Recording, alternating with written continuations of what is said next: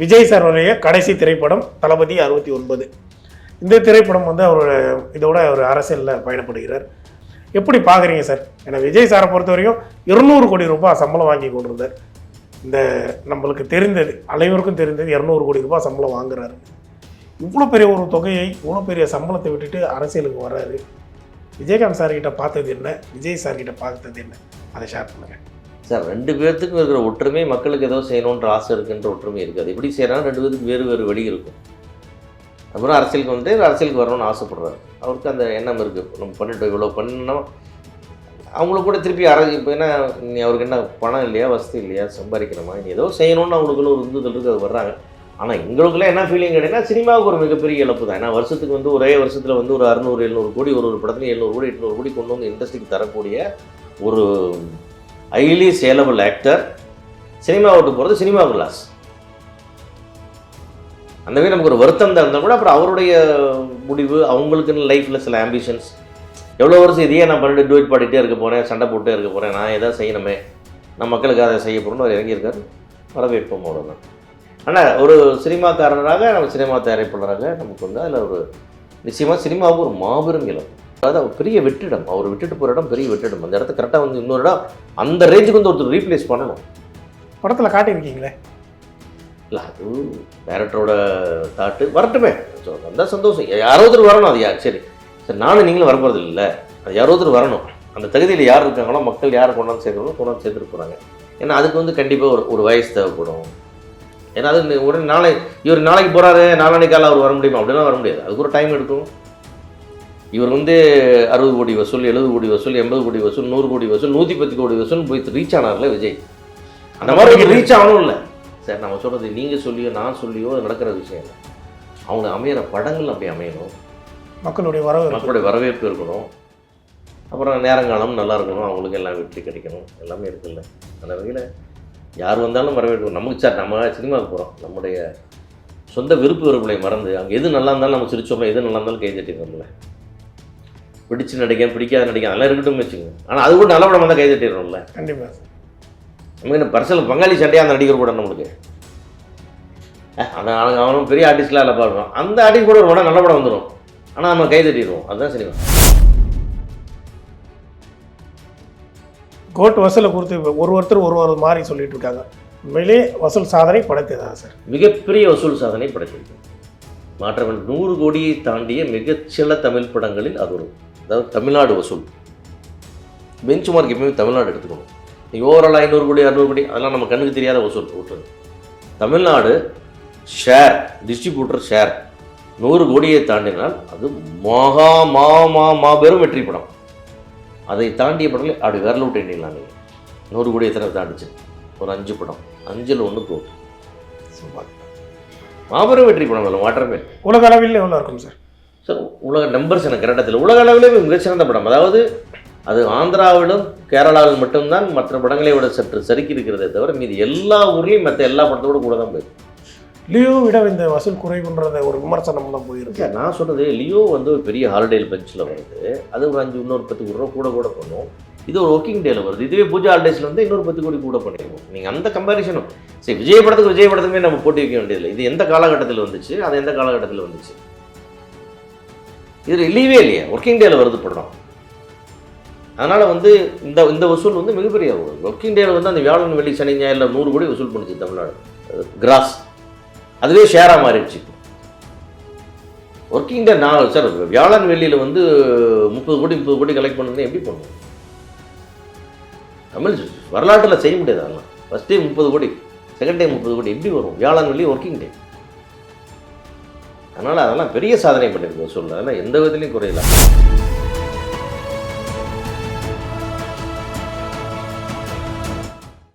விஜய் சாருடைய கடைசி திரைப்படம் தளபதி 69. இந்த திரைப்படம் வந்து இதோட அவர் அரசியலில் பயணப்படுகிறார். மாநாடு நடத்தினார். அக்டோபர் 27 அதிகாரப்பூர்வமாக அறிவிச்சிட்டார். எப்படி பார்க்குறீங்க சார்? ஏன்னா விஜய் சாரை பொறுத்த வரைக்கும் 200 கோடி ரூபாய் சம்பளம் வாங்கி கொண்டிருந்தார். இந்த நம்மளுக்கு தெரிந்தது, அனைவருக்கும் தெரிந்தது 200 கோடி ரூபாய் சம்பளம் வாங்குறாருன்னு. இவ்வளோ பெரிய ஒரு தொகையை, இவ்வளோ பெரிய சம்பளத்தை விட்டுட்டு அரசியலுக்கு வர்றாரு. விஜயகாந்த் சார்கிட்ட பார்த்தது என்ன, விஜய் சார்கிட்ட பார்த்தது என்ன, அதை ஷேர் பண்ணுங்கள் சார் 2 பேர்த்துக்கும் இருக்கிற ஒற்றுமை, மக்களுக்கு ஏதோ செய்யணுன்ற ஆசை இருக்குன்ற ஒற்றுமை இருக்காது. எப்படி செய்யறாங்க 2 பேருக்கு வேறு வேறு வழி இருக்கும். அப்புறம் அரசியலுக்கு வந்து அரசியலுக்கு வரணும்னு ஆசைப்படுறாரு. அவருக்கு அந்த எண்ணம் இருக்குது. நம்ம பண்ணிட்டோம், இவ்வளோ பண்ணோம். அவங்களுக்கு கூட திருப்பி இப்போ என்ன, நீ அவருக்கு என்ன பணம் இல்லையா, வசதி இல்லையா, சம்பாதிக்கணுமா, நீ ஏதோ செய்யணும்னு அவங்களுக்குள்ள ஒரு உந்துதல் இருக்குது, அது வர்றாங்க. ஆனால் எங்களுக்குள்ள என்ன ஃபீலிங் கிடையாதுன்னா, சினிமாவுக்கு ஒரு மிகப்பெரிய இழப்பு தான். ஏன்னா வருஷத்துக்கு வந்து ஒரே வருஷத்தில் வந்து ஒரு 600-700 கோடி, ஒரு படத்துலையும் 700 கோடி 800 கோடி கொண்டு வந்து இண்டஸ்ட்ரிக்கு தரக்கூடிய ஒரு ஹைலி சேலபிள் ஆக்டர் சினிமா விட்டு போகிறது சினிமாவுக்கு லாஸ். அந்த மாதிரி நமக்கு ஒரு வருத்தம் தான் இருந்தால் கூட அப்புறம் அவருடைய முடிவு, அவங்களுக்குன்னு லைஃப்பில் சில ஆம்பிஷன்ஸ், எவ்வளோ வருஷம் இதையே நான் பண்ணிட்டு டூட் பாடிட்டே இருக்க போகிறேன், சண்டை போட்டே இருக்க போகிறேன், நான் எதாவது செய்யணுமே, நான் மக்களுக்கு அதை செய்ய போகிறோன்னு அவர் இறங்கியிருக்கார். வரவேற்போமோடு தான். ஆனால் ஒரு சினிமாக்காரராக, நம்ம சினிமா தயாரிப்பாளராக நமக்கு வந்து அதில் ஒரு நிச்சயமாக சினிமாவுக்கு ஒரு மாபெரும் இழப்பு. அந்த அவர் பெரிய வெற்றிடம், அவர் விட்டுட்டு போகிற இடம் பெரிய வெற்றிடம். அந்த இடத்த கரெக்டாக வந்து இன்னொரு இடம் அந்த ரேஞ்சுக்கு வந்து ஒருத்தர் ரீப்ளேஸ் பண்ணணும். படத்தில் காட்டியிருக்கீங்களே. இல்லை, அது டைரக்டரோட தாட்டு வரட்டுமே.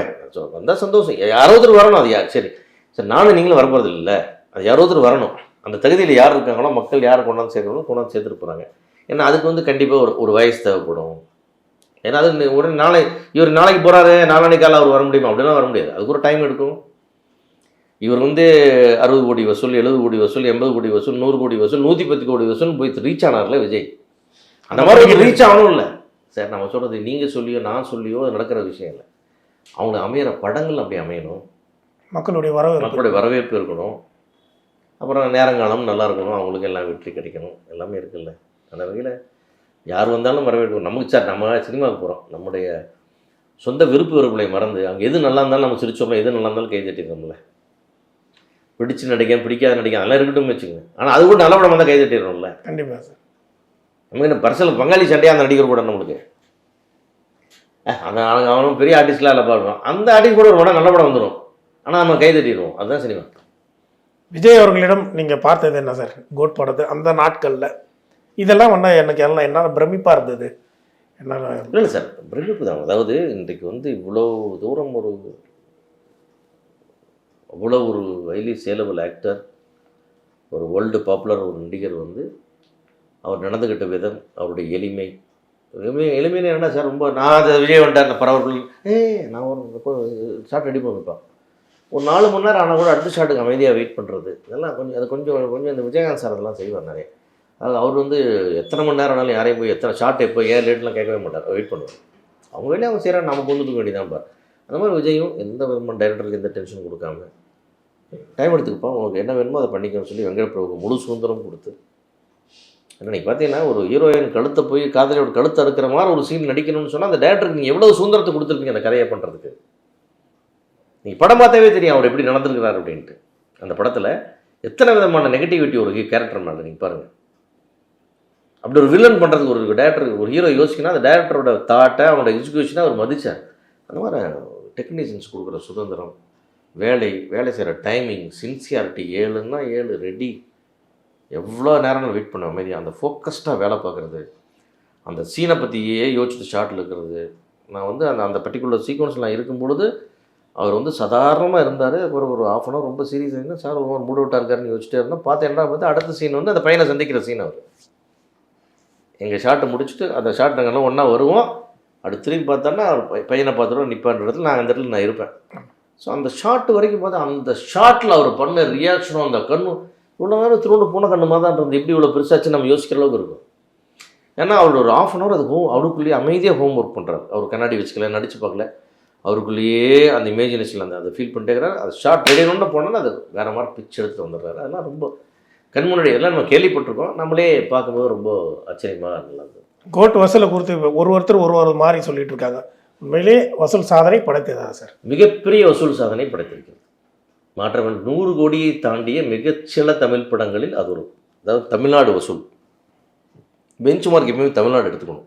நீங்கள் ஓவரால் 500 கோடி 600 கோடி அதெல்லாம் நம்ம கண்ணுக்கு தெரியாத வசூல் விட்டுருங்க. தமிழ்நாடு ஷேர், டிஸ்ட்ரிபியூட்டர் ஷேர் 100 கோடியை தாண்டினால் அது மாபெரும் வெற்றி படம். அதை தாண்டிய படங்கள் அப்படி விரல விட்டு எண்ணிடலாம். நீங்கள் 100 கோடி எத்தனை தாண்டிச்சு? ஒரு 5 படம், 5ல் 1 கோட். சூப்பர், மாபெரும் வெற்றி படம். அதில் மாற்றமே. உலக அளவில் எவ்வளோ இருக்கும் சார்?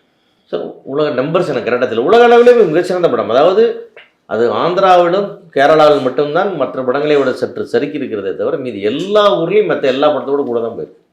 லியோ விட இந்த வசூல் குறைவுன்றத ஒரு விமர்சனம் தான் போயிருக்கு. நான் சொல்கிறது லியோ வந்து ஒரு பெரிய ஹாலிடே பெஞ்சில் வருது, அது ஒரு 5 இன்னொரு 10 கோடி ரூபா கூட பண்ணும். இது ஒரு ஒர்க்கிங் டேல வருது. இதுவே பூஜா ஹாலிடேஸில் வந்து இன்னொரு 10 கோடி கூட பண்ணிடுவோம். நீங்கள் அந்த கம்பேரிசனும் சரி, விஜய் படத்துக்குமே நம்ம போட்டி வைக்க வேண்டியதில்லை. இது எந்த காலகட்டத்தில் வந்துச்சு, அது எந்த காலகட்டத்தில் வந்துச்சு, இது இல்லையே இல்லையா, ஒர்க்கிங் டேல வருது படம். அதனால் வந்து இந்த வசூல் வந்து மிகப்பெரிய ஒர்க்கிங் டேல வந்து அந்த வியாழன் வெள்ளி சனி ஞாயிறில் 100 கோடி வசூல் பண்ணிச்சு தமிழ்நாடு கிராஸ்.